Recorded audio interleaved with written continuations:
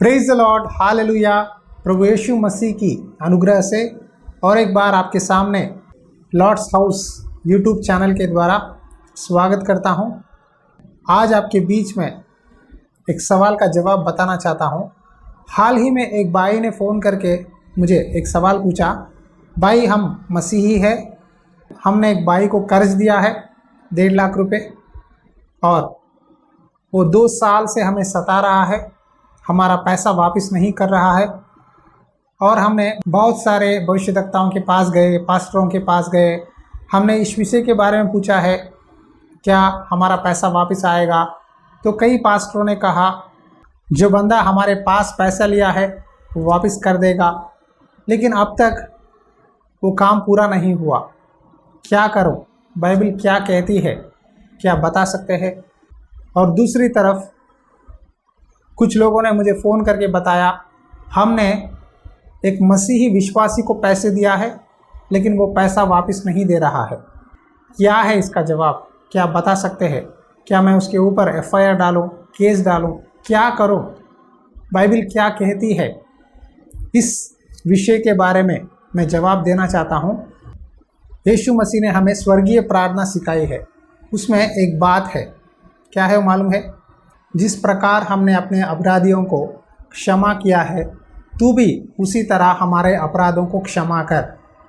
यहाँ क्षमा के बारे में प्रभु कहते हैं अगर कोई व्यक्ति आपके पास पैसा लिया है, वापस नहीं कर रहा है, तो एक ही जवाब है कि उसके ऊपर कंप्लेंट करना, एफआईआर करना, केस करना, ये सब गलत है। आप उनको क्षमा कीजिए। हाँ जी, यीशु मसीह ने भी वही कहा है। आप दूसरों के अपराधों को क्षमा करो ताकि आपके अपराधों को क्षमा किया जाएगा। आइए वचन में से पढ़ेंगे।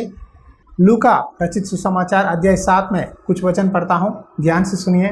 किसी महाजन के 2 देनदार थे, एक 500 और दूसरा 50 दिनार का देनदार था। जब उनके पास पटने को कुछ न रहा तो उसने दोनों को क्षमा कर दिया। इसीलिए उनमें से कौन उससे अधिक प्रेम रखेगा? सीमोन ने उत्तर दिया, मेरी समझ में वह जिसका उसने अधिक छोड़ दिया। उसने उससे कहा, तूने ठीक विचार किया है। देखो, प्रभु यीशु मसीह के पास एक पापी स्त्री आई, वो व्यभिचार काम करती थी, लेकिन उसने अत्तर डालकर, परफ्यूम डालकर यीशु मसीह के पैरों को धोया और अपने बालों से पोंछकर यीशु मसीह के पैरों को धोकर आंसुओं को बहाकर माफ़ी मांगकर अपने बालों से पोंछने लगी।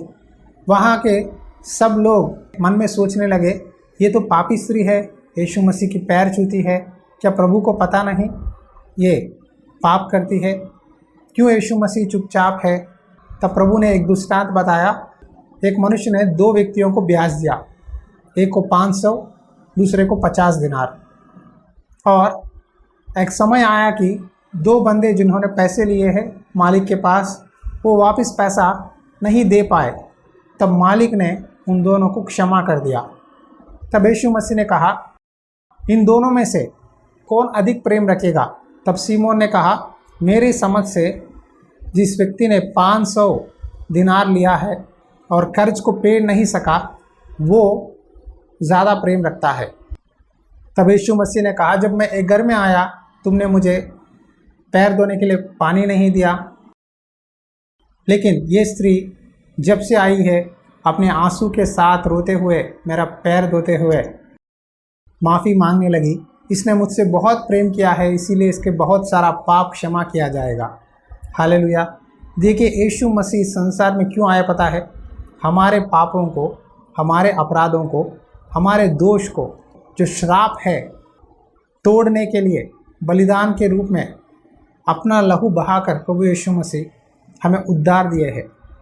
अगर आपके पास आपका मसीही भाई हो या विश्वासी हो, पैसा लिया है, नहीं दे रहा है, तो उससे आमने सामने जाके बात करो। अगर आप कहेंगे भाई बहुत मैं कोशिश की, नहीं दे रहा है, क्या मैं उसके ऊपर एफआईआर कर दूं, केस कर दूं? तो परमेश्वर कहते हैं तू क्षमा कर। जी हाँ, यही जवाब है। अगर कोई पैसा लिया है, नहीं दे रहा है, तो क्षमा कीजिए। और दूसरी तरफ से आप कहेंगे भाई जो बंदा हमारे पास पैसा लिया उसको हमने क्षमा कर दिया। तो मसीही लोग जब दूसरों के पास, कलीसिया में भाइयों के पास या बहनों के पास पैसा कर्ज में लेते हैं या अविश्वासियों के पास पैसा कर्ज में लेते हैं, एक मसीही अपना कर्ज को फेडना है या नहीं, इसका जवाब भी बाइबल में लिखा है। दूसरी राजाओं की पुस्तक अध्याय 4 वचन 1-2 में इस तरह लिखा है, भविष्यद्वक्ताओं के चेलों की पत्नियों में से एक स्त्री ने एलीशा की दोहाई देकर कहा, तेरा दास मेरा पति मर गया और तू जानता है कि वहाँ यहोवा का भय मानने वाला था, पर जिसका वहाँ कर्जदार था वहाँ आया है कि मेरे दोनों पुत्रों को अपने दास बनाने के लिए ले जाए। एलीशा ने उससे पूछा, मैं तेरे लिए क्या करूं? मुझे बता कि तेरे घर में क्या है। उसने कहा, तेरी दासी के घर में एक अंडी तेल को छोड़ और कुछ नहीं है। यहाँ एक विधवा एलीशा के पास आई। उस विधवा का पति एक भविष्यद्वक्ता था और वो एक व्यक्ति के पास कर्ज लिया है और अचानक से वो मर गया है। तो कर्जदार ने आकर उस विधवा की 2 बेटों को दास की तरह बनाकर काम करवाने के लिए कोशिश कर रहा था। अब वो मुसीबत में है, कर्ज को पेड़ नहीं पा रही थी। एलीशा से आकर एक जवाब पूछने लगी, प्रॉफिट जी क्या करे कि मेरा पति ने कर्ज किया है, वो मर गया है, हमारे पास पैसे नहीं है, हम गरीबी में है। प्रॉफिट जी अब जवाब दीजिए, आप हमारे लिए भविष्यवाणी कीजिए। यही समस्या से कई लोग गुजर रहे हैं। आज के दिनों में कई मसीहों को प्रॉफिट्स, अपोस्टल्स, पास्टर्स धोखा दे रहे हैं, झूठी भविष्यवाणियाँ बोल रहे हैं, तेरे खाते में कल सुबह तक इतना पैसा आ जाएगा, इतने आशीर्वाद आ जाएंगे, ये होगा वो होगा, इस तरह झूठे भविष्यवाणियाँ देते हैं। तू घर जा, घर जाने के बाद तेरे घर में इतना पैसा रहेगा। देखो, आशीर्वाद परमेश्वर की ओर से होती है, अद्भुत कार्य मिराकल इंस्टेंटली होता है, लेकिन आशीर्वाद पाने के लिए परमेश्वर के पास एक प्रक्रिया है, यानी एक प्रोसीजर है। देखो, परमेश्वर किसी को भी मेहनत किए बिना आशीर्वाद नहीं देता। अगर परमेश्वर आपको आशीर्वाद देना चाहता है, उसके लिए आपको मेहनत करना है, सैक्रिफाइस करना है। बिना मेहनत कोई भी बंदा एक रात में, ओवरनाइट में अमीर नहीं बन सकता। आप जितने भी अमीर लोगों को देखो, उनके पास जाके पूछो आपके पास इतना पैसा कैसा आया है, तो वो कहेंगे हमने छोटा व्यापार से लेकर मेहनत किया, इतने साल के बाद हम अब अमीर बन गए हैं। देखो, मेहनत के बिना पैसा नहीं आएगा। यहाँ एलीशा के पास एक विधवा आई और कहती है, मेरा पति भविष्यद्वक्ताओं में से एक है, वो मर गया है, उसने कर्ज किया है, वो पे नहीं सका, कर्जदार आकर खड़ा हुआ है, मेरे दोनों बच्चों को लेकर उसके दासों की तरह बनाना चाहता है, मैं क्या करूं? एलीशा ने सवाल पूछा, तेरे घर में क्या है? मेरे घर में सिर्फ एक छोटे से अंडी में तेल है, उसके बावजूद और कुछ भी नहीं है, क्या करूं? तब एलीशा ने एक जवाब दिया, तू जा अपने पड़ोसियों से बर्तन मांग और तेरे घर में जितने भी बर्तन है पूरे बर्तनों को इकट्ठा करके एक जगह में रखो। तू तेरे बेटे जाओ, कमरा बंद करो, जो हंडी में तेल है सब बर्तनों में तेल से भरना। तब उस स्त्री विश्वास के साथ भविष्यद्वक्ता की बात मानकर अपना घर गई, पड़ोसियों के पास बर्तन मांग कर लाई, पूरे उस हंडी का तेल निकाला, सारे बर्तनों में थोड़ा थोड़ा डाल रही थी और अद्भुत रीति से परमेश्वर ने उस अंडी में तेल उमड़ता रहा, सारे बर्तन भर गए। तब उस अंडी में का तेल रुक गया। फिर वापस जाकर एलीशा से पूछने लगी, पूरे अंडियों में तेल आ गए हैं, क्या करूं? तब एलीशा ने कहा, जा ये तेल को बेचकर अपना कर्ज को चुका और बचा हुआ तेल से अपनी परिवार की देखभाल कर। देखो, यहाँ भविष्यद्वक्ता एलीशा इंस्टेंट मिराकिल नहीं किया, उसने कहा तेरे पास क्या है? जब उस विधवा ने कहा मेरे पास एक अंडी में छोटा सा तेल है, तो उस तेल को परमेश्वर ने आशीष दी। उस तेल बाज़ार में जाकर बेचने लगी। जब उसको हाथ में पैसे आए, उस पैसों को जिसको कर्ज चुकाना है उसको कर्ज चुकाने लगी। बचा हुआ तेल को बेचकर अपनी परिवार की देखभाल करने लगी। अगर आप किसी के पास पैसे कर्ज में लिया है तो उसको चुका दो। समय पूछो, मुझे थोड़ा समय दीजिए, मेहनत करो, परमेश्वर आपके हाथ के कामों को आशीष देने वाले हैं। आप एक डायरी में लिखिए, परमेश्वर इतना कर्ज है, मैं अनजान से किया है, मैं अपनी बुद्धिहीनता से किया है, मुझे क्षमा कर, मुझे एक मौका दे, मुझे उस पैसों को चुकाने के लिए सहायता कीजिए। अगर कहेंगे तो परमेश्वर आपकी हाथ के कामों को आशीष देगा। देखो, एक बात बताना चाहता हूँ मेरे जीवन में से। जब मैं पढ़ाई कर रहा था, एजुकेशन लोन थी, मैंने भी ऐसा ही सोचा। जब भविष्यवक्ता भविष्यवाणियाँ दे रहे थे कि तेरे अकाउंट में पैसे गिर जाएंगे, मिरेकल मनी हो जाएगा, तेरा कर्ज चुका देगा परमेश्वर, तुझे कोई मेहनत करने की ज़रूरत नहीं है, इस तरह बता रहे थे। मैंने भी बहुत सारा प्रार्थना किया, परमेश्वर मेरा 3 लाख रुपए एजुकेशन लोन है, कर्ज को पेड़ दे, कर्ज को पेड़ दे। लेकिन ऐसा नहीं हुआ। मैंने बहुत विश्वास से प्रार्थना किया, लेकिन परमेश्वर ने कहा तेरे हाथ के कामों को आशीष दूंगा और तेरी नौकरी में जो पैसा आता है, तुझे तनख्वाह आती है, उसमें से अपना कर्ज को पेड़ने के लिए तुझे सहायता करूंगा। जब मैंने नौकरी छोड़ दी, जब सेटलमेंट में नौकरी में पैसा आया, उस पैसों से मैंने अपना कर्ज को पेड़ा।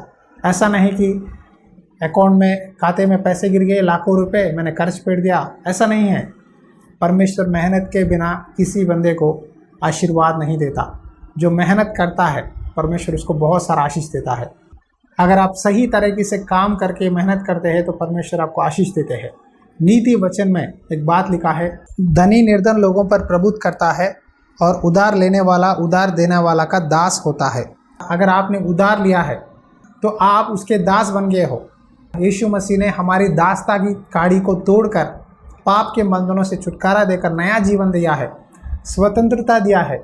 लेकिन आज कई लोग मसीही कहते हैं, कर्ज करते हैं और कर्ज को नहीं चुकाते, चुपते हुए, झूठ बोलते हुए, कहानियाँ बोलते हुए टाइम वेस्ट करते हैं। और जो व्यक्ति कर्ज देता है उसके मन में प्रभु पर गुस्सा आती है। ये लोग विश्वासी कहते हैं, अपने आप को चर्च जाते हैं, गीत गाते हैं, प्रार्थनाएं करते हैं, क्यों मेरा पैसा वापस नहीं करते। बातें तो बहुत बड़े बोलते हैं लेकिन कामों में सच नहीं है। ये झूठे हैं, कहते हुए प्रभु की निंदा करते हैं। इसीलिए जब आप कर्ज लेते हैं किसी के पास तो उसको चुका दो। यहाँ उस विधवा ने तेल बेचकर उन पैसों को कर्जदार को देकर उससे मुक्ति पाई है। आप भी अगर किसी के पास पैसे लिए हैं तो उस पैसों को वापस कर दो, तो आप उसके दास नहीं रहोगे, आप परमेश्वर के दास बनोगे। अगर आप किसी के पास पैसे लिए हैं तो मान लो कि बाइबल में लिखा है, उधार लेने वाला उधार देने वाला का दास बनता है। क्या आप मनुष्यों की दास है? परमेश्वर के बच्चे हैं। तो अगर परमेश्वर के बच्चे हैं, जिसका पैसा आपको देना है दे दो। अगर अविश्वासी लोग आपके पास पैसे लेते हैं तो उनको क्षमा करो। अगर विश्वासी है, पैसे लिया है, तो मैं विश्वासियों को कहता हूँ वापस कर दो। अगर व्यक्ति दे नहीं सकता, मुश्किल में है, तो यीशु मसीह के नाम पे क्षमा करो। आज इस संदेश के द्वारा मैंने आपको जवाब दिया है कि अगर कोई व्यक्ति आपके पास पैसे ले नहीं चुका पाया, अविश्वासी है, तो क्षमा करो। अगर विश्वासी भी है, अगर नहीं दे सकता, छोड़ दो, कुछ नहीं कर सकते। देने से पहले ही आपको 1 से 2 बार सोचना है, क्या अगर ये पैसा दूं, क्या वो चुकाएगा? नहीं। अगर नहीं दे सकता तो आप कुछ नहीं कर सकते। सिर्फ प्रार्थना करो कि परमेश्वर उसको वापस देने के लिए मन दे।